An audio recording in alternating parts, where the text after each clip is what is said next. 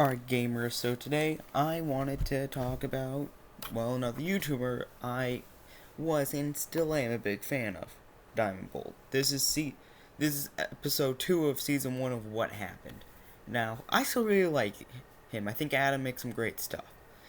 But if you look at his old videos, he's changed drastically now with something like Scott the Woz. I'm not going to make a video on him. One, I love Scott, he's my favorite YouTuber probably.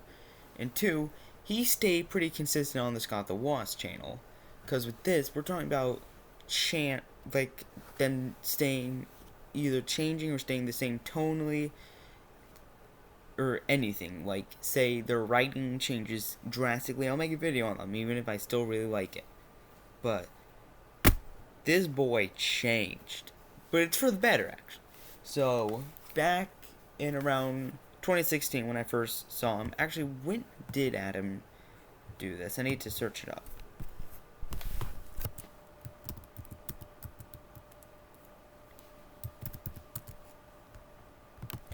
Because he's been making videos for a long time. I've been watching him for like 4 years now. Because I was still in New York when I was watching. Okay, so 2014. So yeah. I've been watching him for an extremely long time. I've been watching him since about 2015. So yeah, 4 going on 5 years. And my god. He used to make videos with just text. Nothing else. Just text talking about Transformers stuff. And back then, I really liked Transformers. I still like it. But he was like... His channel was mainly that with a few like top 10 Sonic games or something. And I really liked him back then. But when he started talking without a microphone, that's when I actually really liked him, since he started adding more clever writing to it, in my opinion.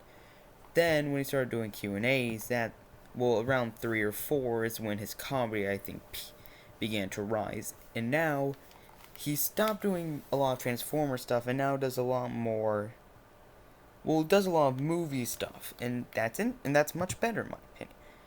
So, let's look at this. His new video posted yesterday was talking about Total Drama in his so I can't pronounce it.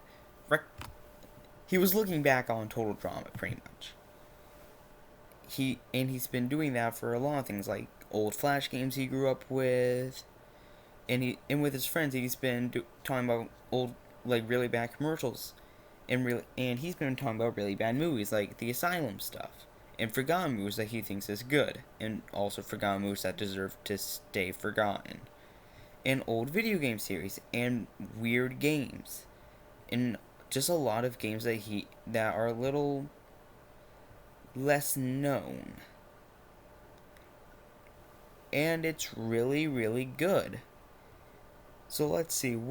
So I really got back into him around the Sonic movie poster, which was posted about 2 years ago now. Almost 2. It's still... But I started watching him...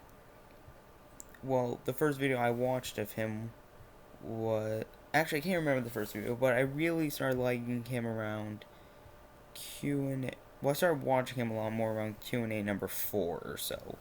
And I watched a lot of his Ruined Forever and Cheers Forever, which are both canceled now, RIP. And I really liked all of them.